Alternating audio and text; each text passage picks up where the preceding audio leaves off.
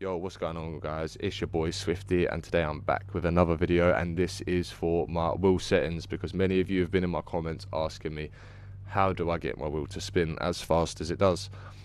Right, now to start off this conversation before we go any further, yes, this is a deep dish wheel.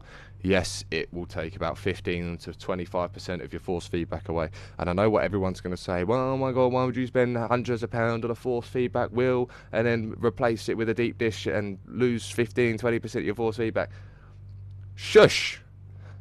This is a real drift wheel, and it's a lot bigger than your standard size wheel. The Logitech wheel is probably only about that, if you can see that little gap there. So it's considerably a bigger amount smaller. This is more comfortable for drifting, so it is literally personal preference if you want to lose that little bit of force feedback and everything like that. But if you notice as well, a lot of people don't seem to notice this, is that I do chuck my wheel with my hands. It's not the wheel spinning all the time. Like now, see, I had to chuck that. I had to chuck it that time. I can let it just slide if I want to, but that's not really the way to go. So let's jump into the settings. Right, guys, so first things first, you want to open up your wheel software separate from obviously the game that you're playing. So here are my steering wheel settings for inside Logitech G Hub. We've got the sensitivity at 50, operating range 900, and the center spring at 34. You can configure these to your liking. These are just my personal settings and my personal preference. Here we have the pedals, so the brake sensitivity is at 40, acceleration is at 50, and the clutch sensitivity is at 50 as well. Right, so now that we've got those out of the way, it's time for you to come to Content Manager here.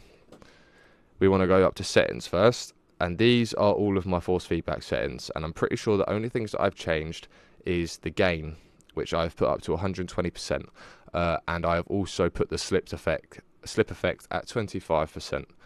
But feel free to copy everything that's on screen here. Just give it a pause and go through and flick through. Once you've copied that, you want to come up here to custom shaders patch, okay? And we want to find force feedback tweaks. The only things that I have changed in this is more physical accurate gyro implementations. I have that active. I have the basic script active for it as well. And this is by default at 100%, but I have set it to 120%. So feel free to give these settings a little try out and everything. I'll leave it all here for you to copy and stuff like that. And here is also just one more quick tip for people. You're not going to break your system. You're not going to break your wheel. You're not going to break anything by doing this, okay? But you need to learn to chuck the wheel like that, left, right. So I'll give you one example quickly, right? So if you enter your drift, the wheel starts off nice and smooth. But when it comes to the transition, you need to chuck your wheel. Now if you watch my right hand on that one, now my left. You see me chucking it down with my right, you see me chucking it down with my left. That's me persuading and giving the wheel incentive to spin the way that I want it to spin. As soon as I've done that and I've let go, the force feedback then takes over to continue the spin. If that makes any sense at all. It does to me, so it should to you lot. But that is literally all of my tips, and that was all of my settings and everything.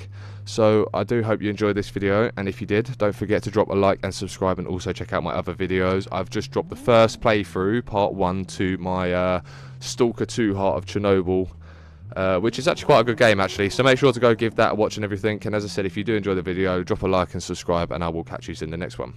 Peace.